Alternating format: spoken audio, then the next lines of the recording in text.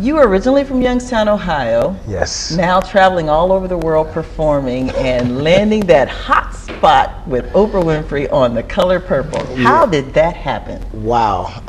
The Color Purple, I'm coming into my year anniversary now. August 31st will be the day that I was hired last year. Wow. And it came at a wonderful time because previously I'd been going through some financial difficulties and just life situations. With this business, it's always up and down, like a roller coaster. And the starving artist syndrome, is there any truth to that? Absolutely, at times, but not completely. You're not meant to force that upon yourself. Okay. I mean, you have to know within yourself what you believe, and you know, if you have any sort of belief or drive for something, it will make its way through.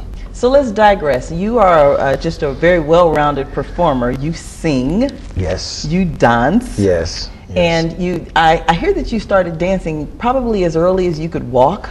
Yeah, my sister, I think it was my sister, no, I don't think, I know it is my sister, who is unfortunately no longer here with us. But those were the beginnings. Those were the beginnings. She was a performer. She was dancing in school variety shows and just around the house. Okay. And things. My family is a very musical family. My mother sings. My dad always desired to sing and write music. And my sister obviously picked up from that, and I picked up from her, so it just passed down.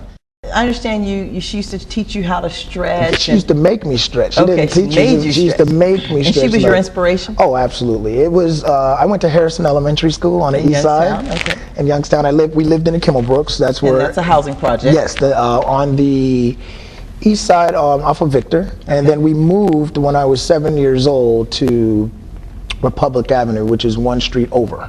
So from Victor. So we moved into a home, and just my mom wanted to just give us more of a privacy, you know, and a change, you know, a bit of a change. But my sister was performing, and before I even started school, I was I was a toddler maybe even.